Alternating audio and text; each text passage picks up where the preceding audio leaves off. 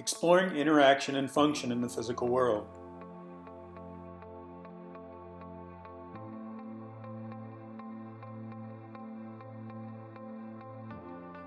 My journey of introducing computing to driving has included one at-fault accident that totaled a late model small car.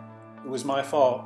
I was operating Google Maps and misjudged speed and distance just long enough to not be able to stop short of collision. I made changes immediately following the purchase of the replacement vehicle. These included placing the phone with a magnetic vent clip. In a 2013 Ford C-Max, this is the right height on the dash to keep from being distracted from looking ahead at the road. Adding functionality that affords hands-free communication and navigation means knowing where and when I'll be making my lane changes and being able to safely respond to a text. Constraints: the degree to which the apps can successfully be operated hands-free is the measure of their impact for distracted driving. Without researching and installing workarounds, the dialer in Android 9 and Google Maps currently contribute to distracted driving significantly. Difficulties with use.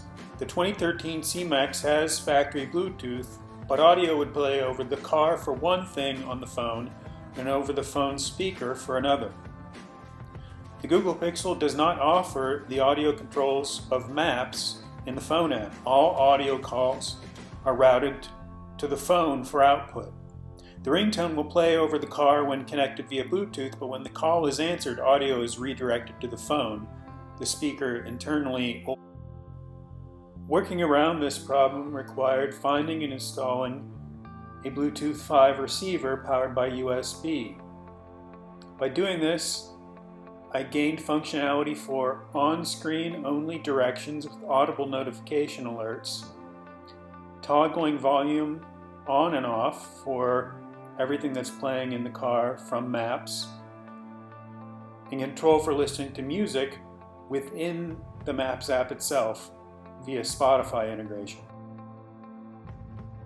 Ease of use. Resolving audio output routing was a good step forward toward the goal of voice-controlled maps, navigation, and music listening with minimal distraction.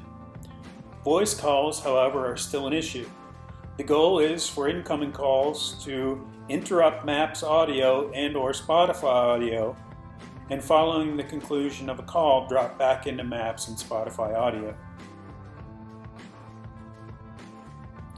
With in-call audio successfully routed to Bluetooth, outgoing communications and incoming communications are well supported by the Google Assistant for hands-free operation, including text messaging, voice calls, and even things like asking Google Assistant to remember where your car is parked. Off-label uses. Resolving audio routing and embracing operation via Google Assistant opens up the automobile to the same experience as operating a phone with a headset. This makes more involved computing like voice-to-text dictation for text messaging manageable and useful.